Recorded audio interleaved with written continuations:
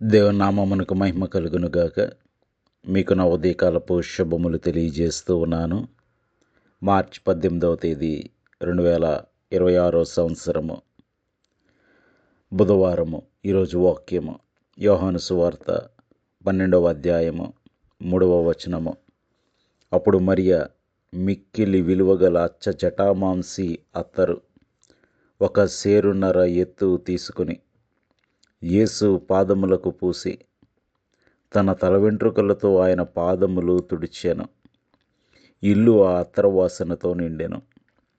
దేవుడి వాక్యము ద్వారా నేడు మనతో మాట్లాడి మనము ప్రభువు కొరకు సమర్పణ కలిగిన వారముగాను విలువైన మన జీవితమును హృదయమును ఆయనకు సమర్పించే జీవితము దేవుడు మనలో ప్రతి ఒక్కరికి దయచేయునుగాక. ఆమేన్. ఈ వచనం చదువుతూ ఉన్నప్పుడు యేసు క్రీస్తు ప్రభువారు ఈ చివరి 40 దినములు ఎవరితో కలిశారు, ఎవరెవరు ఆయనకేం చేశారు, ఆయన వారితో ఏమన్నారు, ఏం చేశారు అనే విషయాలను రాబోయే కొన్ని దినములు మనము ధ్యానిద్దాము. ఇక్కడ మనం చూసినట్లయితే ప్రభు అయిన యేసు ఆయన మృతులలో నుండి లేపిన లాజరు ఉన్న బేతనీయకు పస్కా పండుగకు 6 దినముల ముందే వచ్చారు. అక్కడ వారు ఆయనకు విందు చేశారు. మార్త ఎప్పటి వలె ఉపచారము చేసింది. లాజరు ఆయనతో కూడా భోజనమునకు కూర్చున్న వారిలో ఒకడు. అప్పుడు మరియ మిక్కిలి విలువగల అచ్చ జటామాంసి అత్తరు ఒక సేరున్నర ఎత్తు తీసుకుని యేసు పాదములకు పూసి తన తల వెంట్రుకలతో ఆయన పాదములను తుడిచింది. ఇల్లంతా ఆ అత్తరు వాసనతో నిండిపోయింది. ప్రియ సహోదరుడా, సహోదరి, ఈ వచనంలో మిక్కిలి విలువగల అనే మాట రాయబడింది. ప్రియ సహోదరుడా, సహోదరి, నీవు దేవునికి ఇచ్చేవి విలువైనవా, మిక్కిలి విలువైనవా, మిగిలిపోయినవా? మొట్టమొదటి కుటుంబంలోనే మొట్టమొదటి సంతానమైన కయీను హేబేలు వారు దేవునికి అర్పణ తీసుకుని వచ్చినప్పుడు అర్పణ అర్పింపక పూర్వమే అది అంగీకరింపబడింది. హేబేలు యొక్క బలి. కయీను యొక్క అర్పణ అర్పింపక మునిపే అది తృణీకరింపబడింది, లక్ష్య పెట్టబడలేదు. అదేంటండి? అర్పించిన తర్వాత కదా దేవుడు లక్ష్య పెట్టేది, లక్ష్య పెట్టనిది. మీరేంటి ఇంకా అర్పించక మునిపే దేవుడు ఒక దానిని లక్ష్య పెట్టాడని, అనగా హేబేలు యొక్క బలిని లక్ష్య పెట్టాడని, కయీను యొక్క అర్పణను లక్ష్య పెట్టలేదని మీరు ఎలా చెప్తారు? ఇది వాక్య విరుద్ధం కాదా అని ప్రశ్నించవచ్చు. చూడండి, దేవుడు ఇచ్చే కానుక కన్నా ఇచ్చే మనసును చూస్తాడు. ఇక్కడ మనం చూసినట్లయితే హేబేలు తనకు కలిగిన మందలో శ్రేష్టమైన దానిని, ద బెస్ట్ దానిని ప్రభువు కొరకు ఎన్నుకున్నాడు. కయీను అయితే ఉన్న వాటిలో తనకు అక్కరకు రానివి, తనకు ఉపయోగపడనివి, తన దృష్టిలో విలువలేనివి, ఎందుకు పనికిరానివి తన పొలములో నుండి కొంత ఏర్పరచుకున్నాడు. కాబట్టి హేబేలు మందలోనికి వెళ్ళి శ్రేష్టమైన దానిని ఎన్నుకున్నప్పుడే అతని బలి అంగీకరింపబడింది. కయీను తన పొలములోనికి వెళ్ళి ఉపయోగము లేని దానిని పోగు చేసి దానిని సిద్ధపరిచినప్పుడే, దానిని కట్టకట్టినప్పుడే అది తృణీకరింపబడింది. ప్రియ సహోదరుడా, సహోదరి, మనము మనకు కలిగిన విలువైన వాటిని ప్రభువుకు సమర్పించాలి. అది ఒక్కొక్కసారి మనుషుల దృష్టిలో వెరితనంగా కనిపించవచ్చు. చూడండి, ఆయన శిష్యులు, ప్రాముఖ్యంగా ఇస్కరియోతు యోధా దృష్టిలో అది వ్యర్థమైంది, ఉపయోగం లేకుండా చేయబడింది. కానీ దేవుని దృష్టిలో అది విలువైనది. ప్రియ సహోదరుడా, సహోదరి, are we giving our leftovers are are we willing to offer our most precious things in our life? దేవునికి మన జీవితంలో మిగిలిపోయిన వాటిని ఇస్తున్నామా? అనగా ఖర్చు పెట్టిన తర్వాత మిగిలిన ధనములో కొంత, దినమంతా కష్టపడిపోయిన తర్వాత అలసిపోయిన దేహాలతో కొద్ది క్షణాల, లేదంటే నీ దేహములో ఆరోగ్యము, శక్తి, బలము ఉన్నంతకాలము, అన్నీ మంచిగా పనిచేసినంత కాలము ప్రభుత్వానికో దేనికో ధనము సంపాదించుటకో ప్రయాసపడి, ఇక షుగర్లు, బీపీలు వచ్చాక, రిటైర్ అయిపోయాక, ప్రభుత్వం మాకొద్దురా బాబు, ఇక నువ్వు ఉద్యోగం మానేసి ఇంటి దగ్గర కూర్చో అని చెప్పిన తర్వాత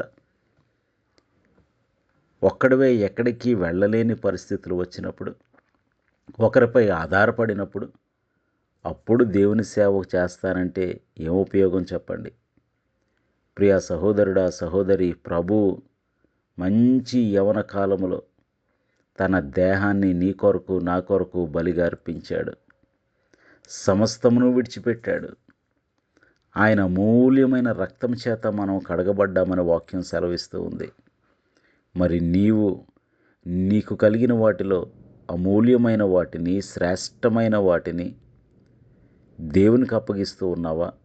విడిచిపెట్టబడిన వాటిని, నీకు ఉపయోగం లేని వాటిని, మిగిలిపోయిన వాటిని దేవునికి అర్పణగా తీసుకొస్తూ ఉన్నావా? ప్రియ సహోదరుడా, సహోదరి, చాలామంది ఆదివారం ఎందుకు దేవుని సన్నిధికి రాలేదమ్మా అని ప్రశ్నిస్తే, ఎంతో పనుందండి, ప్రాముఖ్యమైన పనుందండి అని చెప్తూ ఉంటారు. అంటే దేవుని కంటే ప్రాముఖ్యమైన పని, దేవుని కంటే ప్రాముఖ్యమైన మనుషుల, ఎంత విచారం.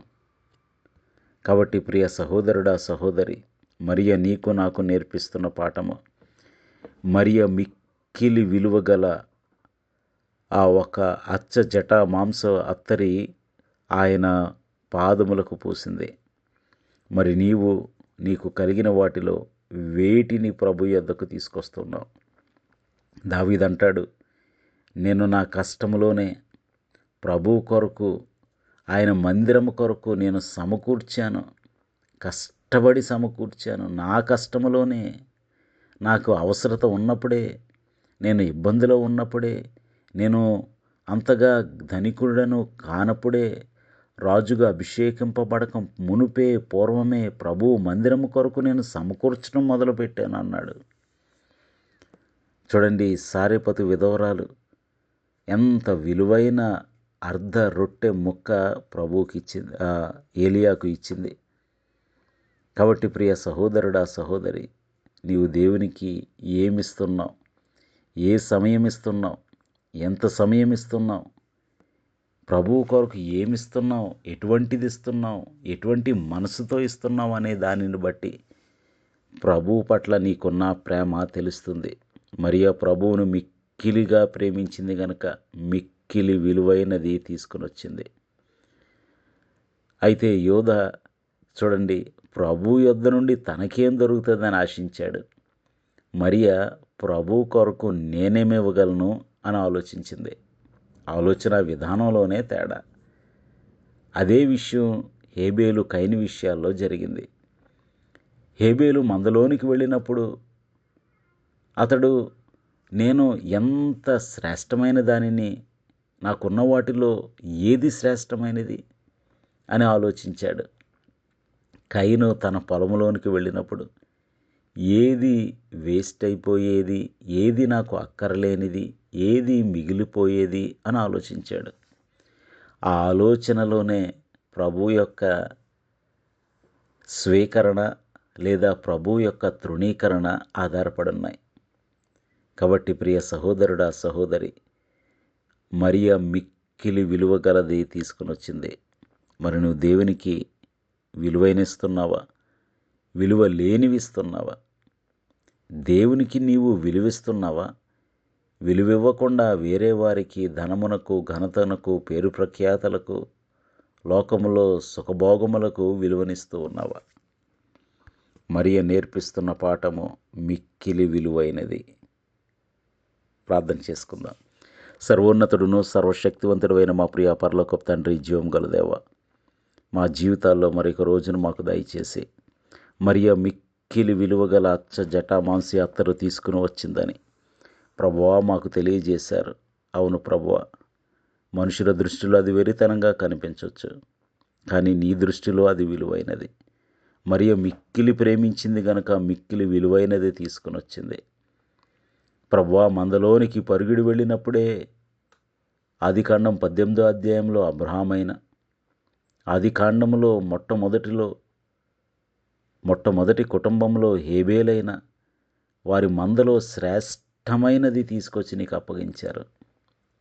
నా మందలో శ్రేష్టమైనది ఏది నా ప్రభువుకు అర్పించడానికి అని ఆలోచించాడు హేబేలు. నా పొలంలో మిగిలిపోయినది ఏది దేవునికి అర్పించటానికని ఆలోచించాడు కయీను. వారి ఆలోచనలలోనే ప్రభువా ఏది స్వీకరించాలో ఏది స్వీకరించకూడదో మీరు నిర్ణయించుకున్నారు. కాబట్టి మా జీవితాల్లో విలువైన సమయాన్ని, విలువైన దేహాన్ని, విలువైన శక్తిని, విలువైన ధనాన్ని, విలువైన హృదయాన్ని, విలువైన సమయాన్ని, విలువైన తలాంతులను నీ కొరకు, నీ పరిచర్య కొరకు ఉపయోగించే కృప, సమర్పించే కృప మాలో ప్రతి ఒక్కరికి దయచేయండి. అది లోకం దృష్టిలో మమ్మల్ని వెరివారిని చేయవచ్చు. లోకం దృష్టిలో మాకు ఎంతోమంది సలహాలు ఇవ్వచ్చు. కానీ మాకు కలిగిన వాటిలో మిక్కిలి విలువైనవి మిగిలిపోయినవి కాదు నాయన, మిక్కిలి విలువైనవి నీకు సమర్పించే కృప మాలో ప్రతి ఒక్కరికి దయచేయండి. ప్రభు, ఇంటర్మీడియట్ ఎగ్జామ్స్ రాస్తున్న పిల్లలకు నీ సన్నిధి తోడుగా ఉంచి జ్ఞానం ఇచ్చి నడిపించండి. 10th క్లాస్ ఎగ్జామ్స్ రాస్తున్న పిల్లలకు జ్ఞానము, తెలివి, వివేచన, బుద్ధి దయచేయండి. ప్రభువా, నీ కృపలతో నింపి నడిపించండి. ఈరోజంతా నీ కృప, నీ కాపుదల మాతో ఉంచండి. మేలు చేయండి. నీ కృపకు మమ్మల్ని అప్పగించుకొనుచు యేసునామంలో స్తుతించి వినయముగా వేడుకొనుచున్నాము తండ్రి, ఆమెన్. మీ అందరికీ నా వందనములు. ప్రభు పరిచర్యలో మీ సహోదరుడు దిలీప్ బాబు.